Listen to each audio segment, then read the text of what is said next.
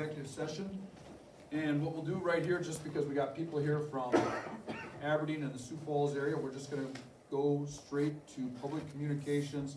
Also, really, buildings and grounds issue, and just an update as to where we're at with the CTE wing. And so I'll turn it over to you, Patty and Jack.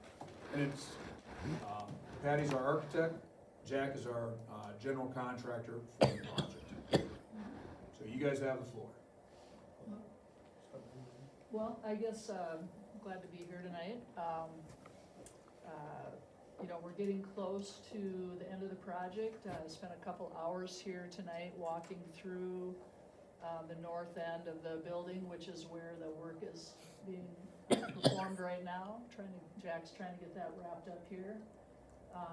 You know, they're down to kind of some flooring and ceilings and just kind of, you know, putting the finishing touches on everything. So I think it's been a really good project, working with the owner and with Jack and with our engineering team. I think everybody knows, you know, about a year ago, we had a hard time getting bids on the job, tough bidding climate. And we were able to negotiate a contract with Jack and his subs, and everybody worked hard to get the numbers, you know, down to where we could have a project for you guys. So that's what I have to share, I guess, tonight, unless there's any questions. Jack, do you want to maybe just give an update on the schedule a little bit, or what's been happening? Obviously, right now, we're concentrating on the north end of the building, the remodel area. Ceiling tile should be 100% dropped and completed tomorrow afternoon sometime. Flooring is going down, as Patty has mentioned. Waiting on some VCT to get in.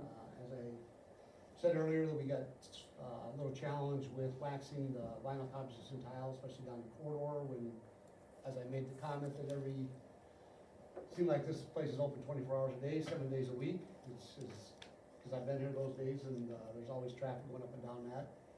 The goal right now would be to get them to come in here Friday, Saturday, Sunday over Thanksgiving and wax the floors to hopefully just not disrupt anybody as far as their flow, etc. If that doesn't work, we'll come up with plan B. We had some cabinet change out last week, I believe it was. We've already got that taken care of with no issues. Doors need to be swung yet. We'll do them later this week yet. And then the next week, that won't be a big deal. And then put the base on like we talked about. We got one marker board to relocate based on another change in scope on one room.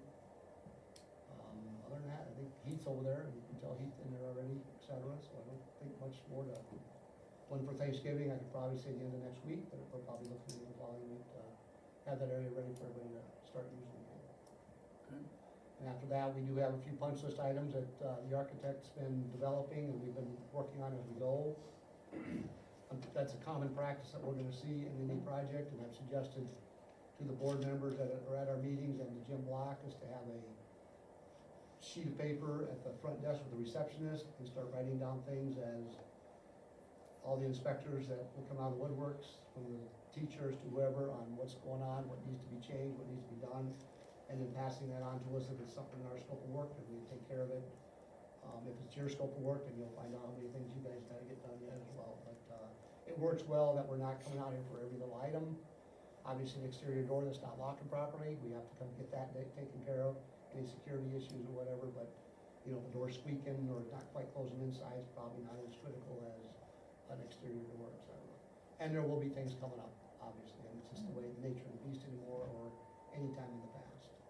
So, on that note, everything else is in good shape. Entryways is operating, obviously.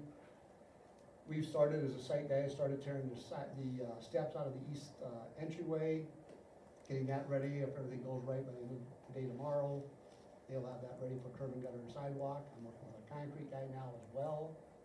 Can you write fast enough? Yep. I'm also recording I it. do walk fast, hard talk fast. Hopefully we can get him on going here this week, yep, some curb and gutter, sidewalk. We have a stoop to put in for that boiler room door and that door to put in, and then tie that area together as well, and then that'll clean that area up. During the project, we chose to leave that area alone, just so we made sure we had an entrance, just in case this one didn't get done. In the long run, it was a good choice, but I think we could possibly still got it done before school started and still would have opened itself up. But it was just a risk that I didn't wanna take at the time, and, it's just where it's at. Otherwise, that part would be all done, retaining wall at the end, et cetera, at this point, so. Any questions for, I might add, the retaining wall and stuff, we're gonna do that screw, not jack, so they'll finish up after. Which that can be done in cold weather, so it helps. any other questions for Patty or Jack? If not, again, really appreciate you guys taking the time to come here to our meeting tonight, giving an update to us. More importantly, giving an update to, Bearcat TV there and Chase, and thanks Chase for doing your best to get this up and running tonight, and also the reporter and farmer. It's always interesting, these projects are hard, there's a reason why they just don't happen overnight. They're difficult, and whenever you're getting the public together and working with taxpayers and contractors and architects and board members and educators, there's a lot of moving parts, and I think what we've got here is a great product, and I'm very proud of it. I've been up and down here just last week. I came through during school was in session and seeing the classrooms being used. I believe, Mr. Peterson, your room's down there, isn't it? Yep. It's just really good to see. Now, I'm looking forward to some group of students someday setting up a bowling alley in that hallway and seeing how long it takes before Dr. Block catches them and throws them out, because that's what I would have done in high school, but needless to say, it's really nice. So, thanks, folks. You guys can take off. All right, thank you. Thank you. Thank you. Thank you. Travis, are you taking off? Unless you need me here. Well, you're the youngest graduate here that's still here as alumni, so I was gonna give you the floor last. Nope, we don't need you. We're good as long as you're good. Thanks, Tom. All right. Thanks, guys. You got me beat by 1 year. Oh, that's true. Thanks. All right, motion to approve the minutes of our October 10th meeting. So moved. Second? Discussion? All in favor say aye. All opposed, same sign. Motion carries. Motion to approve the financial statements. So moved. Thank you, Marty. Second? Thank you, Joel. Discussion? All in favor say aye. All opposed, same sign. Motion carries. Motion to approve the claims. So moved. Thank you, Larry. Second, Joel. Discussion? I got a question. I see we got our salt melt. Is that the normal amount? Is that what? We've got our ice melt. Are we gonna be ordering less in the future, hopefully? Without so many steps? Not so many steps there, but still a lot of sidewalk. I just noticed that. Yeah. But we just order at bulk.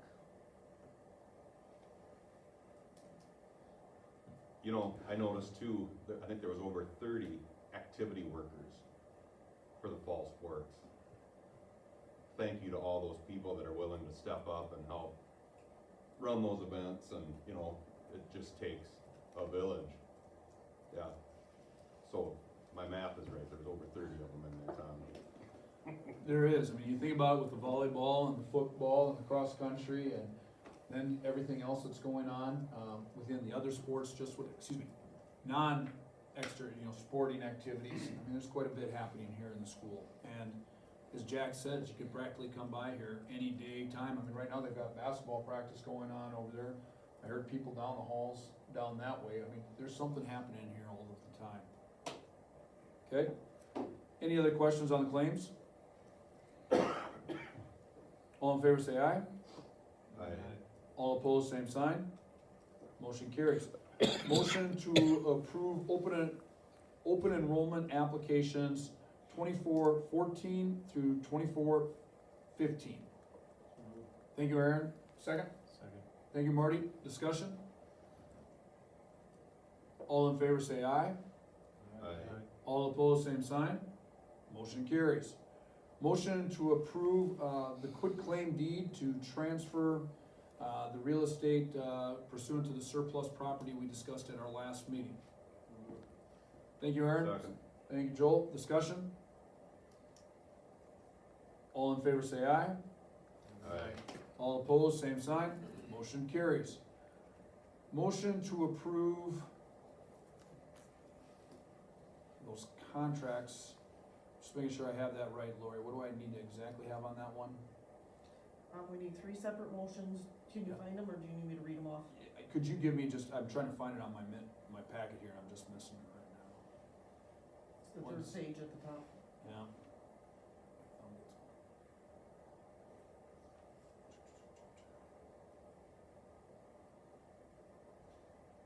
Okay, motion to approve the contract for Amy Roth, teacher, prorated. So moved. Thank you, Joel. Second, Larry. Discussion? Where is she? When we split those kindergarten into 3, we took a title teacher, moved to kindergarten, and this is now a replacement for title. For title, okay. All in favor say aye. Aye. All opposed, same sign. Motion carries. Motion to approve Spencer Huggett, junior high girls basketball coach.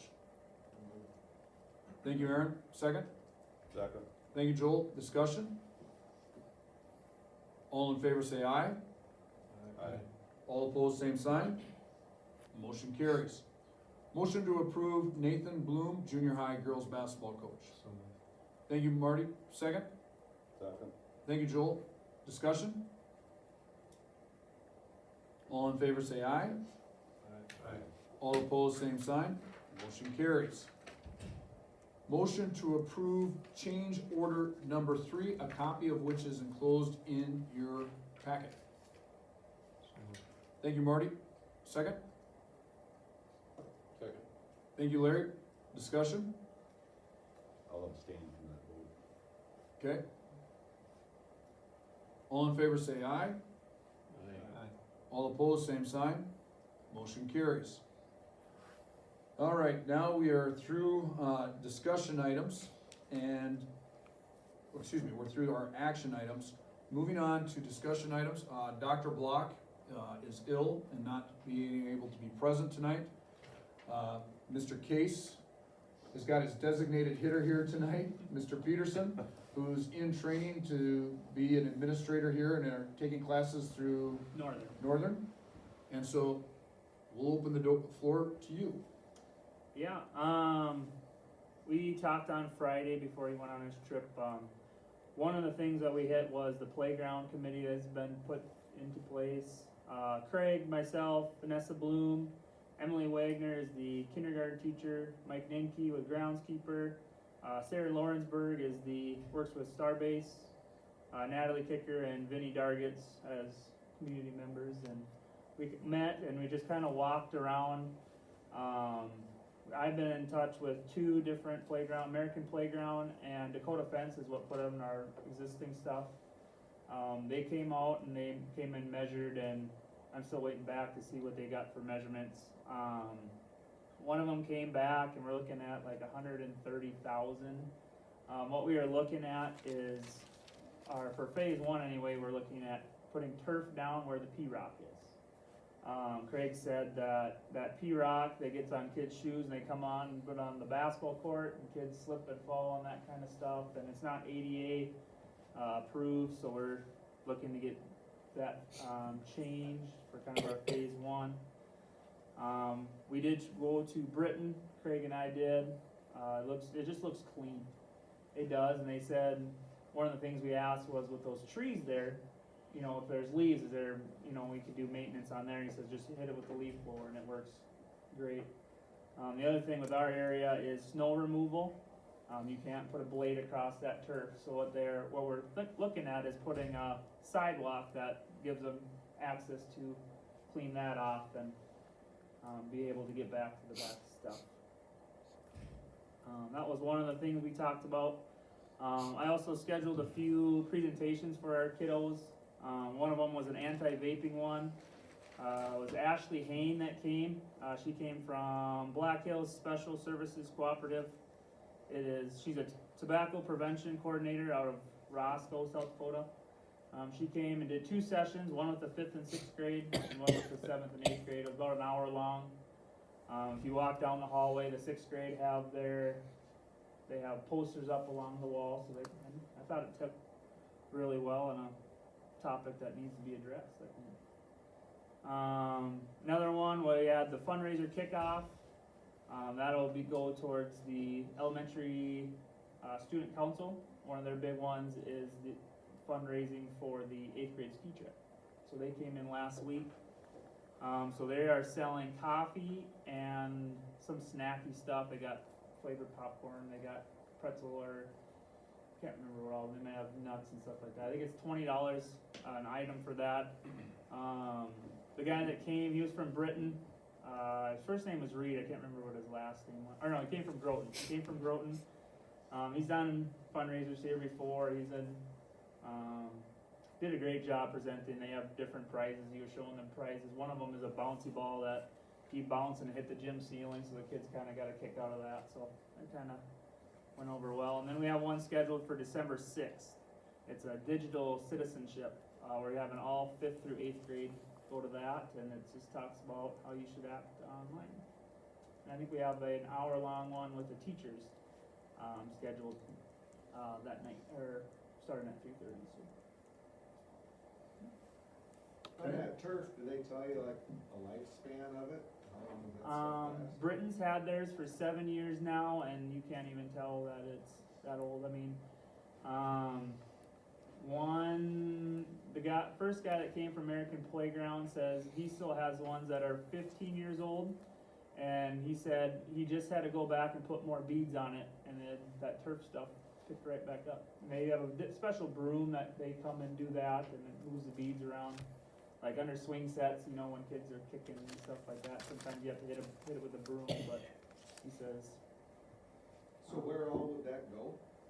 We're looking at, so they have like the basketball court and the tetherball court, and then right there, starting at the P-Rock, going all the way past the south end. And that's where we're kind of looking at, like the swing set area, wherever there's P-Rock. And that'll go from the fence, because you have to have a certain safety rating, and it does meet all safety ratings. You have to be so far away on both sides to adhere to that safety stuff. Would there be any other, I mean, have you looked at other options, like the existing playground equipment? Would you look at leaving that, or are you gonna look at replacing that? For right now, we're looking at leaving it. It might be a phase in the future. The problem with the existing playground stuff is it's so sloped. So turf has to have a certain slope to it that he mentioned if we do something, we might have to put like a retaining wall or dig it out. And I was like, a retaining wall at a playground might be tough for kids to jump off. So that was added to one of the phases. The second phase we looked at, another phase we're looking at is resurfacing the or the asphalt was one of them. That one might be down the road though. And then, so there's a space between the swing sets where like the sandbox is. We would look to turf that too. And maybe there's room to add something in there if we pick something we like out. I think there's about 30 feet of room.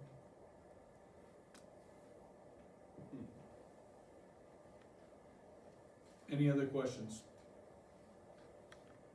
Appreciate the work you're putting together with that, with the teachers volunteering their extra time, Mr. Ninky, everybody else you mentioned in there, yourself, Mr. Case, the citizens, the volunteers. If you could keep us updated and maybe get us, I'm confident that type of conversation will be talked about quite a bit by young parents, and so the more information we can get out and maybe put some of those proposals eventually on Bearcat TV or phases as you're talking. Yeah. I think that would be good information to get out to the public if you guys could work on that also.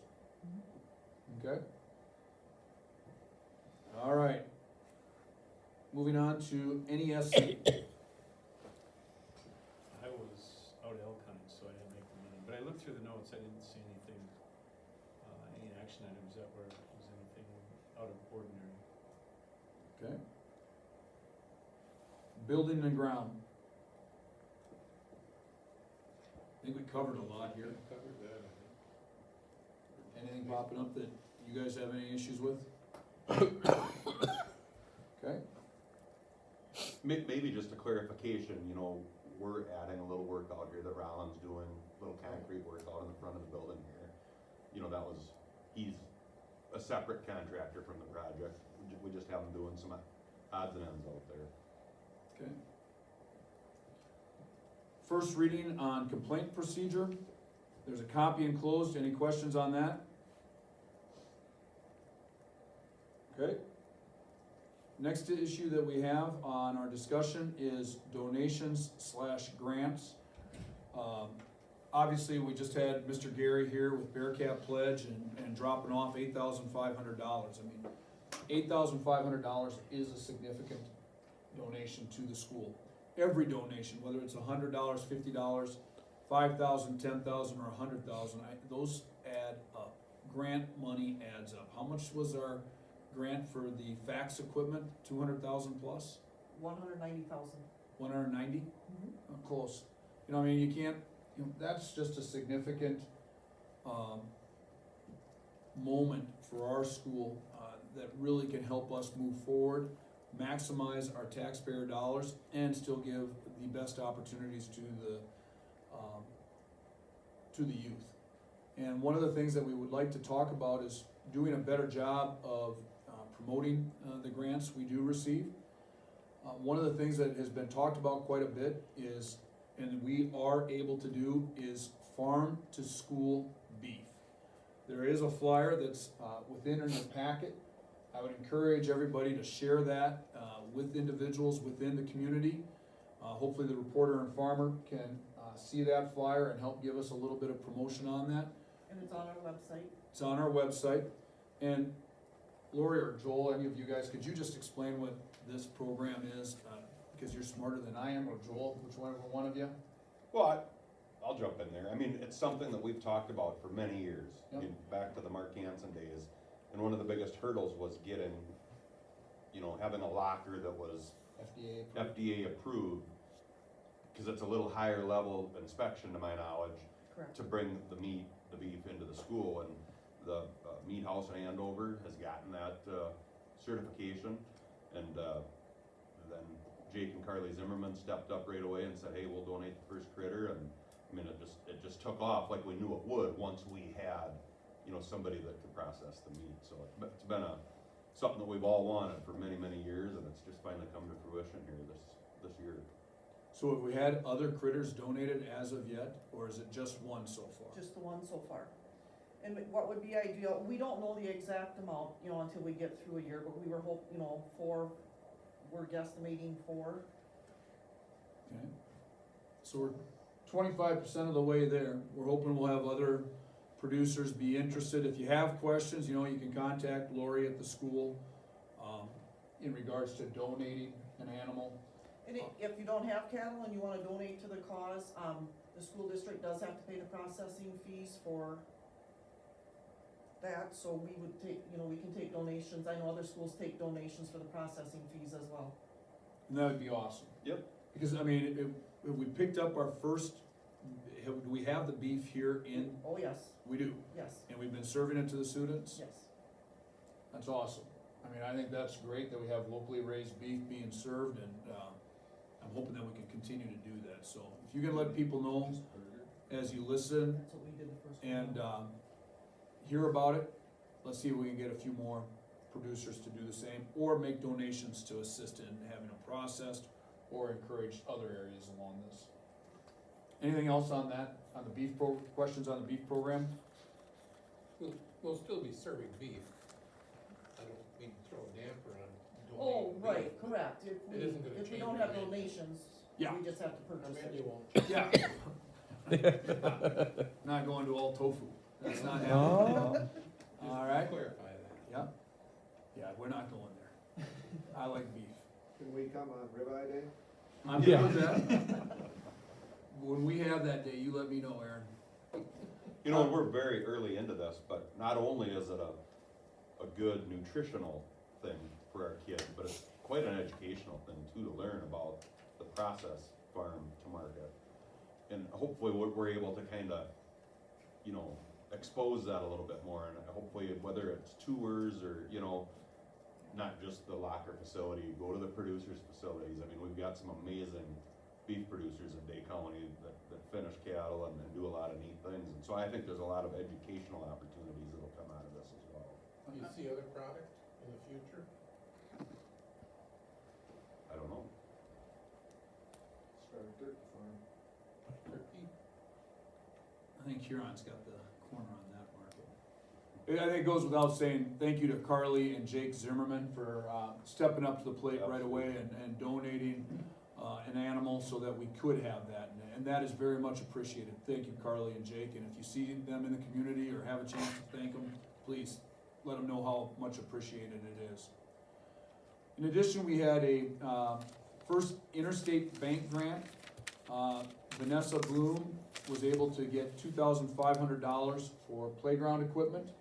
You know, $2,500 for playground equipment does add up, and that's some pretty fantastic equipment.